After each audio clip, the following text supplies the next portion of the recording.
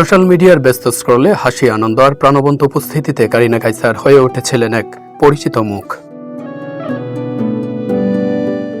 নিজের স্বতন্ত্র উপস্থাপনা, প্রাণবন্ত অভিনয় আর জীবন ঘনিষ্ঠ কন্টেন্ট দিয়ে জায়গা করে নিয়েছিলেন দর্শকদের হৃদয়ে। সেই প্রাণবন্ত মানুষটি চিরতরে হারিয়ে গেছে অতল গহ্বরে। বাংলাদেশের জনপ্রিয় কন্টেন্ট ক্রিয়েটর ও অভিনেত্রী কারিনা কায়সার শুক্রবার লিভার সংক্রান্ত জটিলতায় ভারতের চেন্নাইয়ে চিকিৎসাধীন অবস্থায় মারা গেছেন। মৃত্যুর বিষয়টি নিশ্চিত করেছেন তার বাবা, জাতীয় ফুটবল দলের সাবেক খেলোয়াড় কায়সার হামিদ।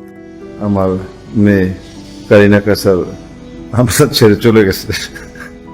একটা সময় শুধুই কন্টেন্ট ক্রিয়েটর হিসেবে যাত্রা শুরু করেছিলেন কারিনা কায়সার। সোশ্যাল মিডিয়া থেকে শুরু করে ওটিটি ধীরে ধীরে বিস্তৃত হচ্ছিল তার কাজের পরিধি। অভিনয়ের পাশাপাশি চিত্রনাট্য লেখাতেও নিজেকে যুক্ত করেছিলেন তিনি।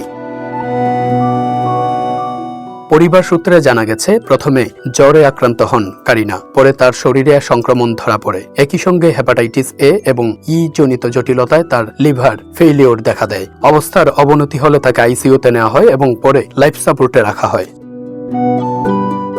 উন্নত চিকিৎসার জন্য 15 মে সোমবার রাতে এয়ার অ্যাম্বুলেন্সে ভারতের চেন্নাই নেওয়া হয়। সেখানে ভেলোরের খ্রিস্টান মেডিকেল কলেজ হাসপাতালে তার চিকিৎসা চলছিল। চিকিৎসকেরা প্রথমে তার ফুসফুসের চিকিৎসা শুরু করেছিলেন, এরপর লিভার ট্রান্সপ্লান্টের প্রস্তুতিও চলছিল। কারিনার মরদেহ দেশে আনার বিষয়ে তার বাবা কায়সার হামিদ জানিয়েছেন, প্রিজার্ভ সংক্রান্ত কিছু বিষয় রয়েছে। সব প্রক্রিয়া শেষে শনিবার বেলা 3টার ফ্লাইট ধরা সম্ভব নয়, তাই রবিবারের ফ্লাইটে চেন্নাই থেকে ঢাকা আসবে ওরা।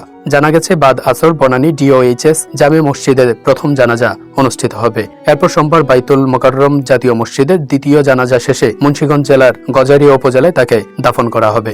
তো টিকটকে ট্রানজিশন ভিডিও বানাবো এতগুলো। ক্যামেরার সামনে যিনি সবসময় ছিলেন প্রাণবন্ত, তার চলে যাওয়ার খবর এখন ভাসছে অশ্রুসিক্ত স্ট্যাটাসে, স্মৃতিতে আর নিঃশব্দ শোকে।